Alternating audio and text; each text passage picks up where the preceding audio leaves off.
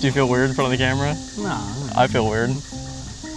Guys, welcome to the AWO Academy. So this is going to be a new series that we do. There's a big bird over there. Did you see that? I did not. This is a new series that we're going to do for our channel, and we're basically going to go through all the different aspects of specifically for right now, fishing, and then we'll get into like other outdoor stuff. So we'll do like camping, and we'll probably get into hunting and hiking and all that other stuff. But the idea is each episode is going to follow like a concept or an idea. So for episode 1, we're going to talk about fishing rods. So episode 1, 2, and 3 are all going to be about fishing rods, fishing reels, and fishing line, so that, you know, new people can figure out what they need or make the decision for themselves on what is going to work best for them. We'll lay out all the information, and then they'll be able to make the choice. So, all right, well, let's dive into it, shall we? And I'm Alec, by the way. Yes. The A in A&W Outdoors, so I'll be finally making an appearance. And I'll be in these videos moving forward now, so pretty exciting stuff. So yep. Excited to dive in today and get started. So Wyatt, if you want to go ahead and start. Sure. So I remember, like, when I first started fishing, picking out the right rod was so confusing to me. He lucked out because I bought him his first rod, but it takes a while to figure it all out. Like, what does all the labeling mean, like on the rod itself? What length do you need? Do you need a spinning versus a bait casting? There's all sorts of different options. So we'll go through all that today. First thing, we're gonna talk about rod power first. Alec, if you wanna grab maybe the first rod here. So this is Wyatt's particular rig. This is a Bass Pro Shop microlight, and this one is a ultralight, and it is 6 feet long, Wyatt. Okay, yeah, so we've got an ultralight rod here. We'll go through some of the benefits of ultralights specifically. I don't think I would recommend it for somebody's first rod, but it is a really cool tool to have in your lineup of fishing rods. I might counteract that and say I think it would be a great rod, especially if you have young ones at home. You know, it's pretty easy to manage. It's pretty lightweight, obviously. Mm-hmm. But however, teach them the responsibilities of owning a nice fishing rod, and you don't want them dragging and tearing off the eyelets on the end there. But sure. It's going to be good for, you know, all types of panfish, bluegill, crappie, stuff like that, and it makes every fish you got on the line feel way bigger. Feel like you're fighting something massive. So way bigger. I think that'll be really confidence inspiring, and it kind of just, I don't know, it gives that makes you come back and want some more. Mm-hmm. Yeah, it's a fun time. I agree with that statement. I do agree with that statement. One of the cool things is you can throw ultralight lures. So on the base of every rod, just right above the handle, you're gonna find specs as to what this particular rod or whatever rod you're looking at, what it can throw, and then the recommended line weight as well. On the base of ultralights, you're usually gonna see anywhere from like 1/32 ounce all the way up to 1/4, maybe even 3/16 ounce lure weight. What does that mean for going out and fishing? Like Alec said, you're gonna be targeting like smaller fish. So like we're in a creek right now that's like a foot deep, and there's tiny little fish on here. They're in this creek here. And this is what I would use, would be an ultralight. Lighter lures, you're not necessarily gonna get casting distance out of an ultralight just because there's not that like inertia throwing that lure. But these are good options for lighter tackle, lighter fish. And I think one of the benefits is, yeah, it does make everything feel way bigger than it actually is. Absolutely. I noticed it is a 2-piece, so that'll be one thing that you guys at home, you know, if you're trying to shop online for a rod, you're going to see 1 or 2-piece. And if you've got a truck like Wyatt, it might not matter too much. You can just throw a 7-foot rod in the back of your bed and call it good. But if you're in a coop like such as myself, I find it beneficial to have a 2-piece rod. You can break it down, store it easier. Yeah, the 2-piece rod, so we can show you that here real quick. It literally just like splits into 2 pieces. Sometimes like longer rods, so this is a 6-foot, as Alec mentioned. Not necessarily ultralights, but if you were to get into like 8, 9, 10-foot rods, they may be 3 or 4-piece, but this one's a 2-piece. Absolutely, as well as the material that these are called the blanks. So your fishing rod, the blank, you got a couple of different materials. I know some are graphite, others might be, I think some are actually glass. Some have glass. Yeah, so you've got a couple of different types. There's fiberglass, which is, it's more old school tech, but the benefits is it's like super durable, and it's a lot cheaper, a lot more inexpensive than something like graphite or carbon. You'll see those two used interchangeably, graphite, carbon. So this is a graphite rod, more sensitive, lighter for sure than fiberglass is, and more sensitive. So again, this is ultralight. What's our next step up, Wyatt? What do we got? So the next one from an ultralight, so being the lowest, lightest of the rods, the next one would be a light rod. Okay, so here we have a Crappie Max Pro, another by Bass Pro Shop. And yeah, as Wyatt mentioned, this is the light power fishing blank here. So it's a step up. You're gonna have a little bit more rigidity. Not necessarily that it's gonna be hauling in any much more bigger fish than the ultralight would be. However, it does have a slight bit more backbone to it. So when you move into light rods, that's kind of like, I would say that's like the step up into maybe targeting bass, like largemouth, smallmouth. Your ultralight, like Alex said, would be more for panfish, so bluegill, crappie. Trout is another good option.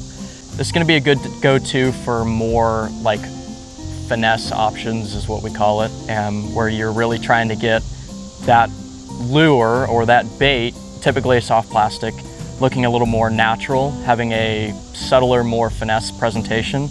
Okay, so all of the rods, yeah, so we'll talk about action real quick. We'll say 3 kind of specs when it comes to like how a rod is designed. So the first one, which we're going through and talking about, is the power. So ultralight, light, medium, and so on. The action is basically how much bend your rod has. So there's fast, moderate, and slow. And essentially what that means is for a fast action rod, which is what I have here today, that's usually what I use, the top third of your pole is gonna bend. For a moderate, half of your pole is gonna bend. And then for a slow, your full rod will bend. So I've only really used fast action stuff. Being out in the Midwest, fishing creeks, ponds, I think most of us around here are probably gonna use fast or moderate actions. Minor detail on poles, but something to think about too is hook keepers. Some of my poles don't have hook keepers on them, and I absolutely hate it. Okay, so there's gonna be a couple different types of rods. You're gonna have your bait casters and your spinning rods as well. So the 2 main ones we're probably gonna be talking about today are those. And Wyatt has been using a bait caster for longer than I have, so he's probably got a little more expertise on that. However, in general, your spinning rod, your reel itself is going to sit underneath the blank. So you're going to be down here, or rather, if you're whatever hand you want to be using, it's below the rod. Now a bait caster, it sits on top, so you're going to be up here, and yeah, that's just kind of so if you're ever in the store, and I've almost made this mistake where I found a rod I really liked and almost took it home, and then I'm going, wait, I got a spinning reel, so this is not gonna not gonna work. Not gonna work like that. Yeah. So something to keep in mind when we're talking about spinning versus bait casting. It's, I would say, significantly easier to use, significantly easier to start out on. essentially you'll just open your bail, and then you can hold it with your finger, and then you can cast, and that's it. That's all there is to it. Did you say bait casting or spinner? Spinning. Sorry. If I said bait casting, I meant spinning. One of the ways you'll be able to tell the difference between spinning versus bait casting is how the eyelets are placed and what the eyelets look like. So spinning, the eyelets are always on the bottom of the rod. A bait casting rod, the eyelets will be placed on top. But bait casting rods have a little trigger to them. You know, starting out, I just got into fishing probably 4 months ago, thanks to this guy here. It got me my first medium light, and I've been loving it ever since. But growing up, I only ever had a push button. Yeah, and I grew up with that too, I didn't even know what a spinning rod was, but now that I got my hands on one, I really enjoy those. You want to put these back? We'll move on to the next one. Our progression, ultralight, light, medium light would be next, which is what we have in front of us. So this one in particular, it's a Falcon Buku. I've used this quite a bit in my videos, so you guys are probably familiar with this if you watch. Medium light rods, now we're stepping into bass territory. You can still use these for panfish. So I know Alex said ultralight would be his first recommendation.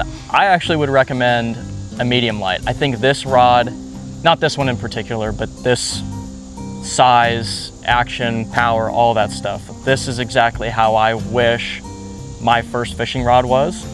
I think it's a perfect middle of the road, and you can still, as you're learning, if the bite is tough, you can downsize and you can fish for bluegill who will always bite.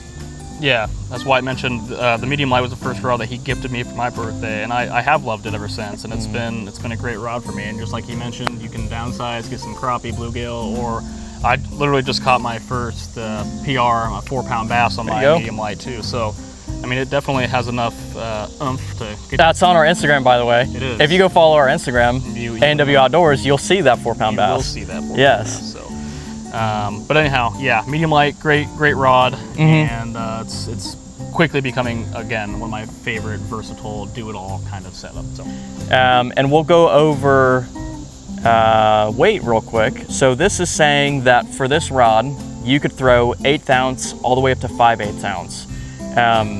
That's a pretty broad, when it comes to fishing, that's a pretty broad spectrum there of weights that you could throw. 1/8 ounce for those bluegill or the crappie. Like, this would be a crappie destroyer, I'm sure. 5/8 ounce, which is a really, really big, heavy jig head. You could pull a 4-pound bass out of the lake or out of the pond or whatever it is. So medium light, in my opinion, is the best all-arounder. You would think medium being right in the middle, but I feel like when we go over medium, you'll see some of that. But I feel like medium, you might lack a little bit in some of the lighter applications, whereas with a medium light. And another thing to mention is, again, the rod length. I don't know if you can see, but we're in a pretty covered area, yes, so you probably wouldn't want a 7'3". You know, you're going to get snagged on a whole bunch of things, and I'm sure if we took a walk around here, you'd find half my collection in these areas. So, keep that in mind. If you're going to be on a tight riverbank or a creek bed, you might want to go with a shorter rod. Yeah, so that's a good point too. What do we have here, Wyatt? All right, so we have a medium rod, would be the next in the progression. This is a Lew's American Hero. Bait casting in particular? No, this is a spinning. Is it? It is a spinning. We'll edit that part out. No trigger on it. Bigger first eyelet. This is a spinning rod. A medium rod is a good all-arounder. If you're fishing ponds and lakes more often than hopping in the creek or smaller ponds, a medium is a good option. On this particular rod, so we've got a 6'6", right in the middle. 6 foot, 7 foot is what you see most of the time. This is right in the middle of the two. You can throw 1/8 ounce to 1/2 ounce. All right, guys, so what we have here is Abu Garcia Jordan Lee. I particularly like this for, obviously it's a bigger, stiffer rod. I can throw heavier things and throw them further. So your chatterbaits with trailers on them, things of that nature, some heavier lures there. So, yep, no problem. The backbone's real strong on these. If you got some light cover on the pond you're fishing, you're gonna have no issues pulling a bass out of some light cover, some algae, stuff like that. Yep. Without fear of anything snapping or breaking there. So. Yeah. So if we're talking about medium heavies, moving up in the scale here, that is, he did touch on it. That's one of the benefits of such a heavy rod is being able to pull through cover. So a lot of lakes, a lot of ponds, you've got that extra backbone, that extra weight behind it to be able to pull through grass and weeds like that. If you've got heavy lures, you can use something like this to throw it more confidently, cast further. A lot of medium heavies you're gonna see in longer lengths. Usually 7 is like the minimum. You could see up to 8.5 foot for medium heavies. So that was a medium heavy. And the last one on the list is obviously gonna be heavy. I don't have one of these in my arsenal. This thing is a thick It is boy. very thick, it is very big. Heavy rods are very, very purpose-built, purpose-driven. I think I fished for like 4 years before I even bought one of these. Yeah, this is a good option for heavier fish, heavier tackle. What does this say? 3/4 ounce to 2.5 ounce lures you can use on this. Yeah, that's pretty heavy for a fishing lure. I think that's like triple what the medium heavy could throw. On the max. Yeah, on the max This side is of it. the least amount. 2.5 ounce lure, yep. And I know this is probably a lot to bring in or take in for you guys. The details of all these rods are printed on the shaft above the handle. So when you get out of here and you go to Academy and you're picking out your first rod, when in doubt, just look at the rod. It'll tell you exactly what you need to put on there. Heavy rods are very purpose built. You'll notice too, it's got a longer handle. With heavy rods, because you're throwing around so much weight, you almost need like more leverage when you throw. Whereas you could probably throw, maybe not the medium heavy, but any of those other ones you could throw one-handed. This is gonna be very difficult to do that with. This one, by the way, this is a Penn Squadron 3. If you're getting into heavier rods, Penn is like, I'm not doing like gear reviews or anything, but Penn like kicks butt with their rods. They are awesome, awesome rods to use. But anyway, that's all I got for this one. I think we can finish up with, we're recommending one particular rod to a newcomer. Give us your length, action, and your power. Okay. Spinning or bait casting. Yeah. Tell me what you think. I think I'm going to retract my earlier statement. You did make some I good did points. convince you. You did convince me. So, I mean, Wyatt's pretty knowledgeable about this stuff, and what he gave me was pretty much the cream of the crop. So, I mean, I'm going to go, yeah, medium light, anywhere in that 6 foot range is going to be awesome. Fast action, and I'm going to go spinning. I think spinning, Yeah.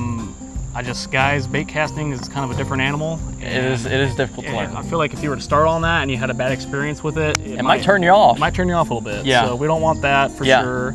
We want everyone here to have a good, fun experience with fishing, especially if it's your first time. So yeah, I'm gonna go medium light, fast action, 6 foot-ish rod, one piece, 2 piece, doesn't matter. Mine just so happens to be a 2 piece, so cool. Yeah. If not, cool. Again, it's not the end of the world. Yeah. But yeah, and then just kind of surf around and see what you like with those specs. Yeah. Another note, like you don't have to buy the most expensive rod for your first one. Get something $30, $50, $60, whatever your budget can allow, and use it. Go out on like 2, 3, 4 trips, try it, and then move on from there.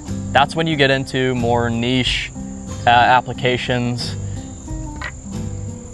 As such, if you go out in the creek and you're like, man, this sucks, I want to go fish out in the ocean, then whatever, go buy yourself a heavy rod and go fish out on the pier, do that. I think I'm gonna probably have to agree with Alec on this one. I think your best option, it's the best all-rounder. Yeah, and like I mentioned before, like you would think a medium rod being right in the middle gives you the most access. But I disagree. I think that with a medium light, you could probably do most things that a medium rod can do. And then also some on the bottom end too. Like I said, if you have a bad day fishing, like you're out at the pond, at your neighborhood pond, Getting skunked. Getting skunked. You're not catching any bass, but you know there's bluegill in there. A medium light will allow you to catch those. And that's what is fun to me, is just being able to have that confidence cast, get that one caught that just changes the day. Like, all it takes is one fish to not get skunked. And I think a medium light for a beginner is gonna allow you to do that. Go to Cabela's, Bass Pro Academy. Yeah, I'm sure they even have them at Walmart. Find a medium light. Combo reels at Walmart, yep. Yep. Find a medium light and then go from there. This covers rods. If anybody has any questions, they can leave their questions down in the comments. We'd be happy. Yeah. Or if there's anything we missed or even got wrong, I'm sure I might have. Just throw it out there. I mean, that's going to be the fun part for AWO Academy, is that it's like, it's a learning experience. It's going to be a library of all of the information that we can provide to you guys. And it'll be cool too, in a couple years, we'll go back and look and see if like market trends have changed, if there's any new technology. Bless you. if there's any new technology or anything, like maybe there's some new material in 3 years and all of a sudden a medium heavy allows you to cast 16th ounce lures. Well, then I'll probably recommend that, okay? So this is just gonna be a library full of knowledge from us, you guys, for anybody who needs it. I think we're excited to put all that out there for you guys. Next week, do you know what we're going over? Oh yeah. What are we going over? We're going over reels. Yes, exactly. We're gonna go over fishing reels next week. We'll go over fishing reels so that way you can put a reel on your rod, but you can't go fishing yet at that point. You still have to figure out line.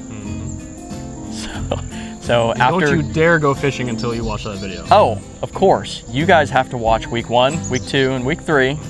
Then you can go fishing. So awesome. Thanks, guys. We'll see you in the next episode. Episode 2, we're going to talk about reels. Okay. Sweet. Cool. See you later.